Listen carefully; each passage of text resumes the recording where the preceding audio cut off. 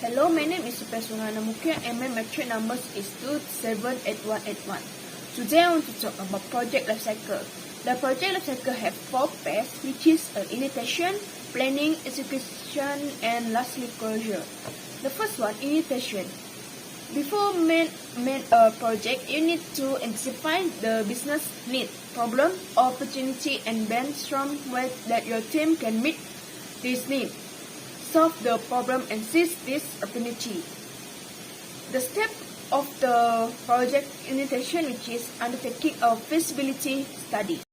Second one is the planning. Once the project is approved to move forward based on your business case, statement of work or project initiation document, you move into the planning phase.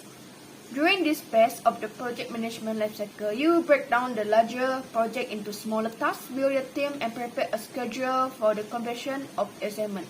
Thirdly, execution. Execution is time to get work. The execution phase turns your plan into action.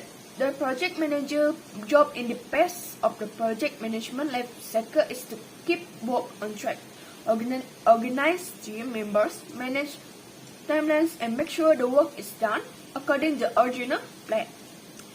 And the last process of project lifecycle is closure. Once your team have complete work on the project, you enter the closure phase. In the closure phase, you provide a plan, final deliverables, release project results, determine the success of the project.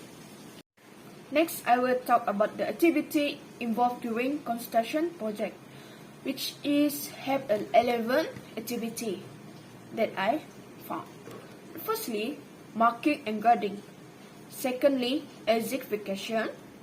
Thirdly, concreting.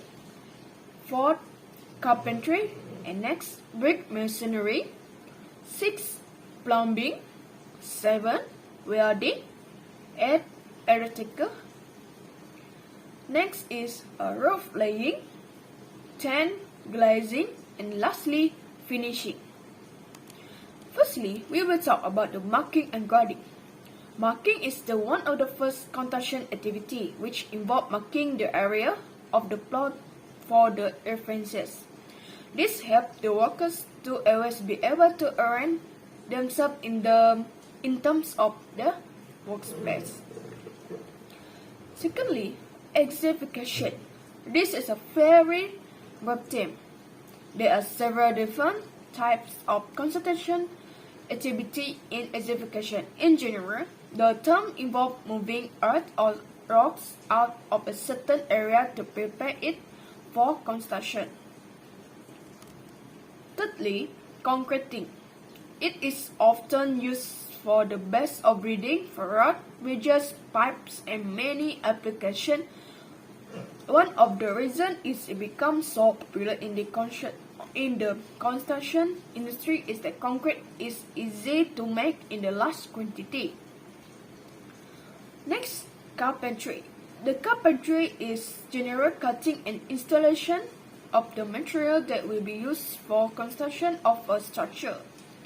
Carpentry used to be a word that describes individuals working with wood specifically. The next is brick masonry. A brick mason lays the bricks ensuring that they are laid in a way that is structurally sound. The next is plumbing. This includes putting in piping and fixtures for both incoming potable water and outgoing waste. Next, welding. The welding is attaching two metals using heat and made a bind metal. Next is electrical. Electrical is working. The individual will working as an electrician on the construction product, responsible for ensuring that structure will ultimately have a full access to electrical. The next is roof laying. Roofing is an important construction activity for ensuring the protection of a structure from the element, and it can help provide stability for the structure. Next is glazing. The glazing is basically to do with glass window and doors in a construction project. The term is used broadly to references the installation of pretty much any glass involved the construction of a particular structure. And lastly is finishing. The finishing is construction putting on the final touch of a structure in order to prepare to be used. This includes but is not limited to activity like glazing, flooring, painting, repairing, and plastering. Next, I will talk about the key player in construction project, which is have the client, the contract, supplier, and also consultation. The client. The client is the entity, individual, or organization commissioning and funding the project directly or indirectly. Secondly, we will talk about the contractor. The contractor have a main contractor and subcontractor. Traditionally, clients have been engaging contractor to carry out building project construction works. These are the people with the technical know-how to get the structure of the ground. Meanwhile, the main contractor is concerned about all the works involved within a project and is accountable to the client. The subcontractor is often only responsible for a certain part of the work. Next, a supplier. The supplier means a party that supplies goods or service.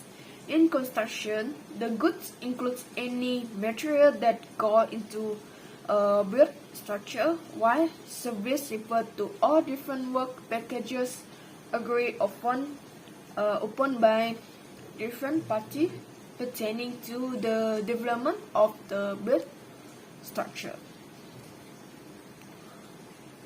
Lastly, consultant. The consultant is defined a person who provides professional or expert advice in a particular field of science or business to either organization or individual.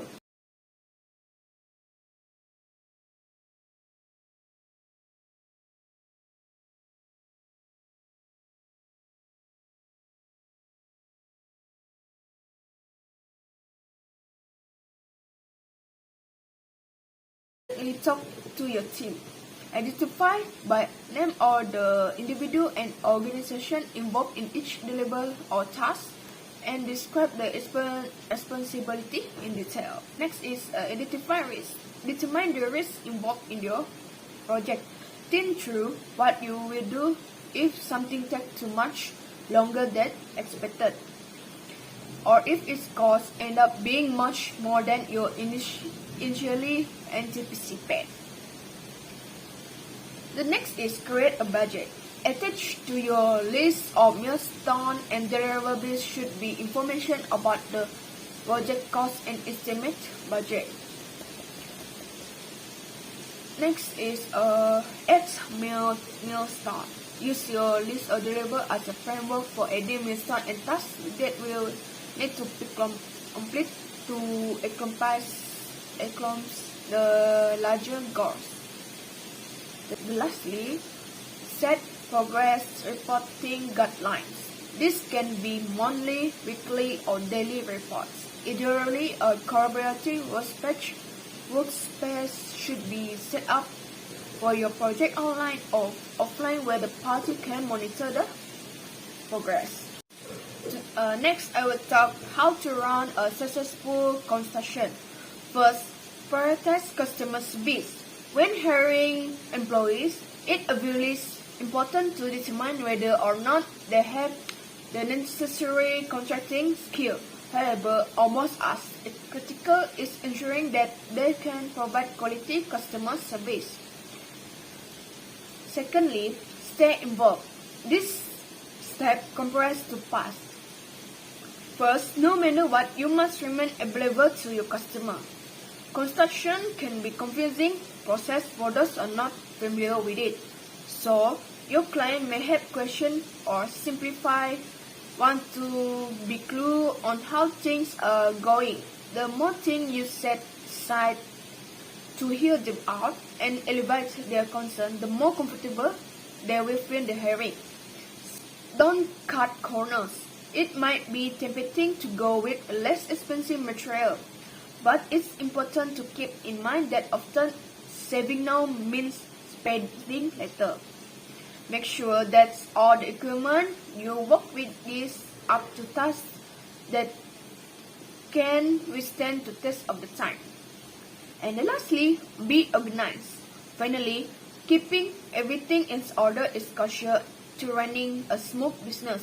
You want to maintain through bookkeeping in order to ensure you are sticking to your budget and of course getting paid for your work. Thank you. That's all from me.